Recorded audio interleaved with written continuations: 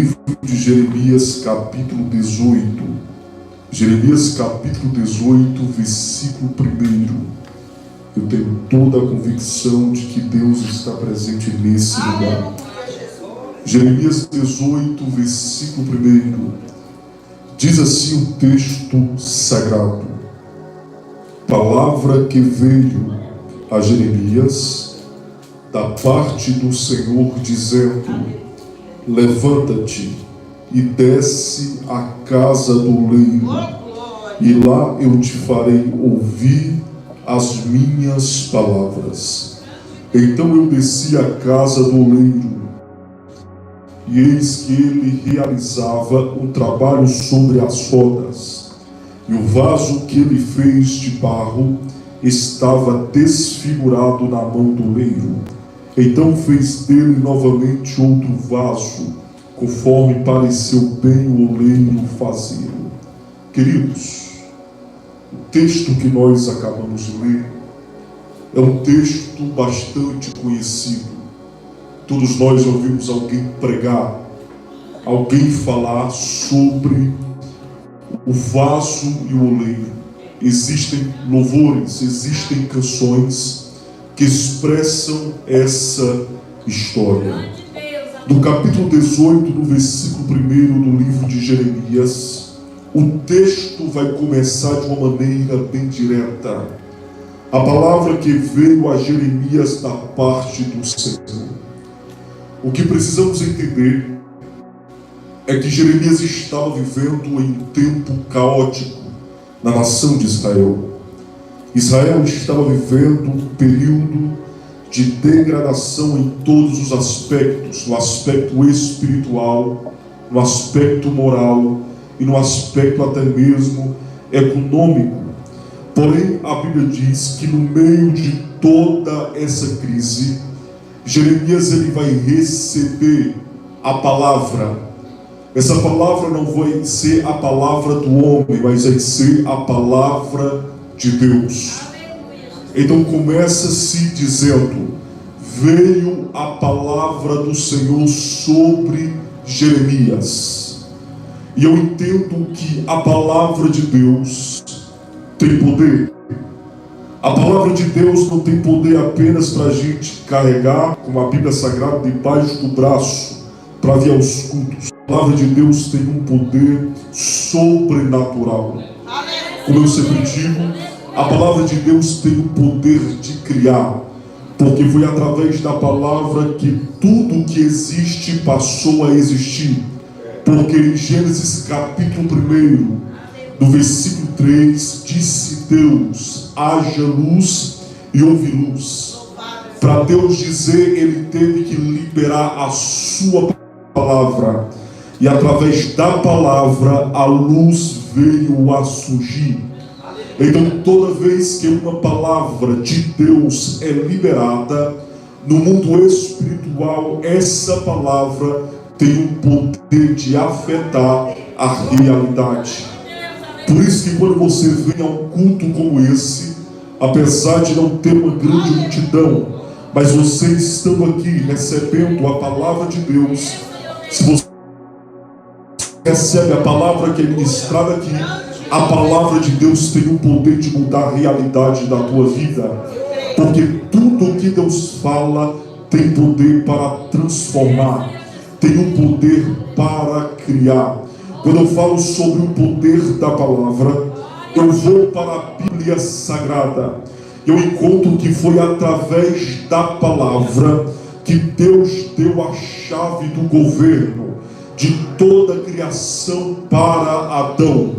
Porque em Gênesis capítulo 1, do versículo 26, depois que Deus havia criado céus e terra, havia colocado o homem dentro do jardim do Éden, a Bíblia diz que Deus chega para Adão e após fazê-lo, Deus dá a chave de governo.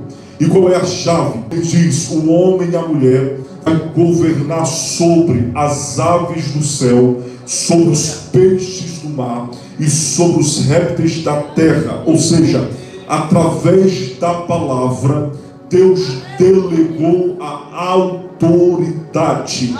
Então, quando a palavra de Deus é falada, quando a palavra de Deus é ministrada, a palavra de Deus tem o poder de criar aquilo que não existe e de delegar a autoridade. Talvez você pode dizer: eu ainda não entendi.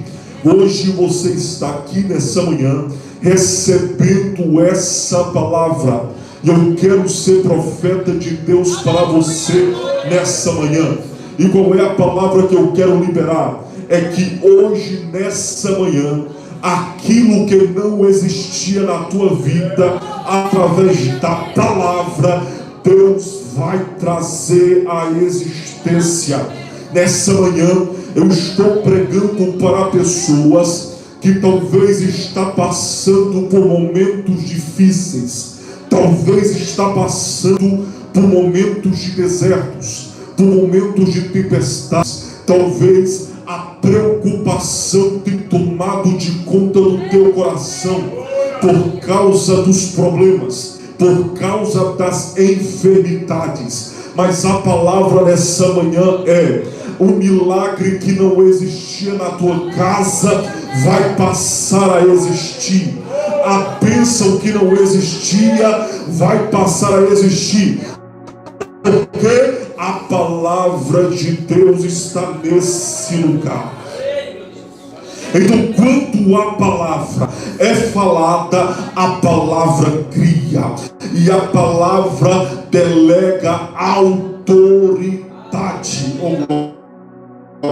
E por que isso me alegra? É porque o diabo não respeita o dinheiro que possamos ter. O diabo não respeita a posição social que podemos ter. O diabo não respeita o nome que podemos ter. O diabo não respeita sequer a roupa que vestimos. Mas uma coisa que o diabo respeita é a palavra de Deus. Oh glória! Porque o livro de Mateus, no capítulo 4, Jesus estava no deserto e a Bíblia diz que Jesus passa 40 dias e 40 noites no deserto. Imagina só, no deserto não tem água, no deserto não tem comida, no deserto não tem sustento. Jesus estava, humanamente falando, no deserto sozinho. No deserto Jesus não estava com seus amigos. No deserto Jesus ainda não estava com os discípulos. Porém a Bíblia diz que estando Jesus 40 dias e 40 noites no deserto, o diabo aparece para tentar a Jesus. E a Bíblia diz que quando o diabo aparece, ele tenta roubar a identidade de Jesus. Primeiro, o diabo tenta colocar dúvida. Por quê? Porque crente que passa por batalha espiritual, que o diabo está tentando minar a sua paz, a primeira coisa que o diabo faz é colocar a dúvida. A dúvida se de fato você serve ao Deus verdadeiro. A dúvida se de fato você é filho de Deus. A dúvida se de fato vale a pena servir a Deus. Imagina só, Jesus teve que enfrentar a dúvida. A dúvida veio para tentar fazer Jesus da sua identidade. Aí o diabo chega no meio do deserto e diz assim: se tu és o Filho de Deus, transforme essas pedras em pães. O que o diabo estava querendo fazer com Jesus? Estava querendo roubar a identidade de Jesus. Segundo, estava querendo colocar incredulidade no coração de Jesus. E terceiro, estava querendo roubar o poder que Jesus tinha. Porém, a Bíblia diz que Jesus vai responder. A resposta de Jesus não vai ser com um discurso poderoso, não. Jesus vai ser bem curto e direto. O que ele vai dizer? Ele vai dizer conforme aquilo que ele havia ouvido quando ele saiu das águas do batismo. Por quê? Porque quando Jesus foi batizado por João Batista no Rio Jordão, quando Jesus estava saindo das águas, a Bíblia diz que o céu se abriu e uma voz se ouviu, e o Espírito Santo estava presente lá de maneira corpórea de uma pomba. E a Bíblia diz que a voz ecoa do céu, e essa voz é do Deus Todo-Poderoso. E qual é a voz? Ele diz: este é o meu Filho amado, na qual tenho prazer. Oh glória! O que me alegra? O que me alegra é que assim como Jesus era Filho de Deus, servimos a Deus, Deus nos vê também como filhos. Sabe por quê? Que o diabo tem raiva de você, tem raiva da igreja, é porque ele sabe que você está guardado na mão de Deus. Quem é que está guardado na mão de Deus? Você está guardado na mão de Deus. É por isso que o diabo vai tentar se levantar contra a tua casa. É por isso que o diabo vai tentar se levantar contra a tua família. É por isso que o diabo vai tentar colocar desânimo. É por isso que o diabo vai tentar colocar tristeza. É por isso que o diabo vai tentar colocar na sua mente motivos para você parar, para você desistir. Mas Deus te trouxe aqui essa manhã para te dizer: Deus não vai te perder para o diabo, Deus não vai te perder para o inferno. E qual é a palavra que eu vou liberar? O diabo pode tentar se levantar contra a tua casa, pode tentar se levantar contra a tua família, mas ele vai bater de retirada. Porque Isaías 54, versículo 17 está escrito: toda ferramenta preparada contra o povo de Deus não vai prosperar. Levante a mão quem veio adorar. Quem veio adorar, levante a mão e dê glória. Dê aleluia. Porque o diabo vai tentar atacar a tua família, mas ele não vai prevalecer. O diabo vai tentar atacar os teus filhos, mas não vai prevalecer. O diabo vai tentar tocar na tua saúde, mas não vai prevalecer. Porque aquele que tem a terra na palma das suas mãos, ele diz: em você ninguém toca, porque você está protegido na mão do Onipotente. Então, quando Jesus tenta colocar a dúvida, Jesus responde: não só de pão viverá o homem, mas de toda a palavra que sai da boca de Deus. Quer vencer o diabo? Se alimente da palavra. Quer vencer o pecado? Se alimente da palavra. É por isso que tem muitas pessoas por aí que estão fracassando na fé, estão desanimados. Por quê? Porque não alimenta-se da palavra. Essa palavra tem o poder de levantar quem está caído. Essa palavra tem poder de animar quem está triste. Estamos vivendo no pior momento da história. Por quê? Porque estamos vivendo na época da decadência espiritual e da decadência emocional. Porque não víamos o tanto de pessoas temos hoje que sofre com ansiedade crônica, com depressão, com tristeza na alma. Vivemos em um tempo em que pessoas estão aniquilando a sua própria vida. Por quê? Porque não sentem mais alegria, não sentem mais paz. Estamos vivendo um tempo que espiritualmente é um tempo de opressão, é um tempo de tristeza profunda. As pessoas não querem mais servir a Deus com alegria, não querem mais servir a Deus com sinceridade.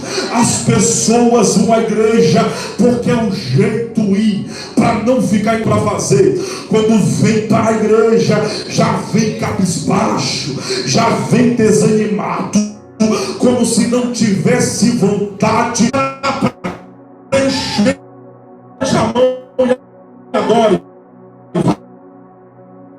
vai casa. Quem tiver depressivo, quem tiver triste, mas Deus está dizendo: é tempo de levantar a cabeça, porque a palavra de Deus chegou, e chegou para animar, para levantar, para alegrar.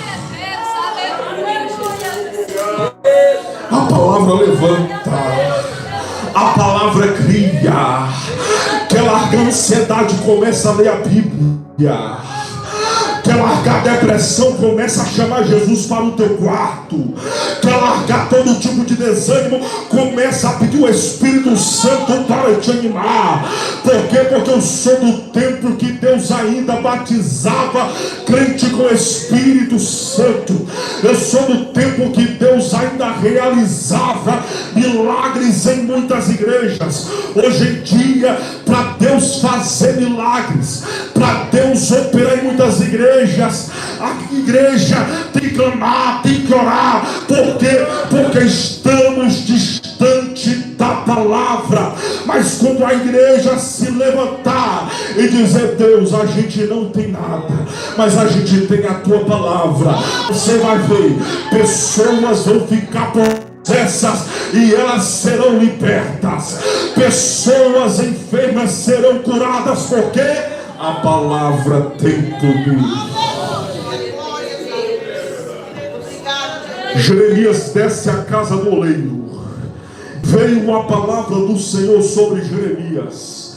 Desce à casa do oleiro, porque a primeira coisa que Deus fala para Jeremias é: desce à casa do oleiro, porque lá te farei ouvir as minhas palavras.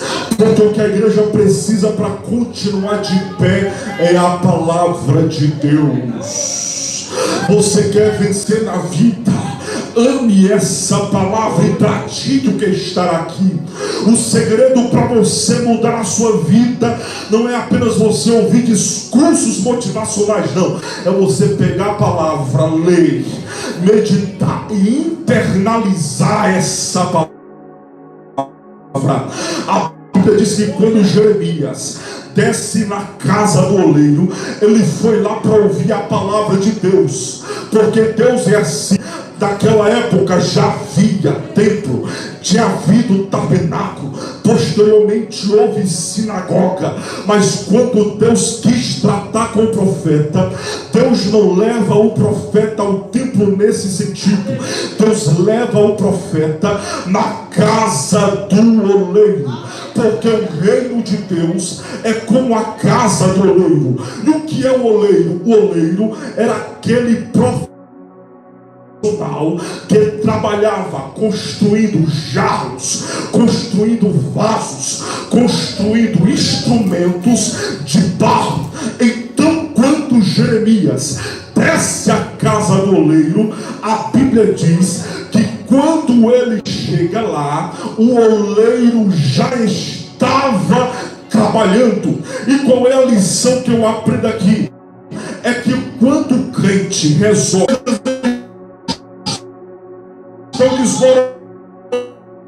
Deus está dizendo: desce na minha precisa. Ele já está trabalhando. Aquilo que você precisa, Ele já está trabalhando. Aquela porta que você quer que se abra, Ele já está trabalhando. Porque o oleiro trabalha. Ele trabalha, não está entendendo? Ele trabalha. O diabo pode trabalhar para tentar destruir a tua casa, mas antes que o diabo se levante, Deus já venceu a batalha, porque Ele está trabalhando. Quando Jeremias desce lá na larinha, está lá o oleiro trabalhando. Diga comigo, diga assim: Deus trabalha. Deus trabalha. O oleiro está trabalhando na olaria. E a Bíblia diz que as rodas ficaram girando. Era um instrumento para manusear o vaso e dar forma ao vaso. Então, quando o oleiro estava trabalhando, ele pegava o barro, e o barro era escolhido pelo próprio oleiro. O barro era escolhido pelo próprio oleiro. E o que me chama a atenção é que quando o barro era escolhido, o barro vinha com pedras, vinha com garranchos. Porém, quando chegava na casa do oleiro, o oleiro começava a trabalhar no barro. Primeiro, o oleiro ia tirando as pedras, tudo aquilo de ruim que estava no barro, e deixava o barro limpo, o barro puro, para que ele fosse se tornar um vaso. Da mesma forma foi com você. Você era como um barro velho, estava no mundo cheio de garrancho, cheio de pecado, cheio de mazela. Aí o oleiro teve misericórdia de você.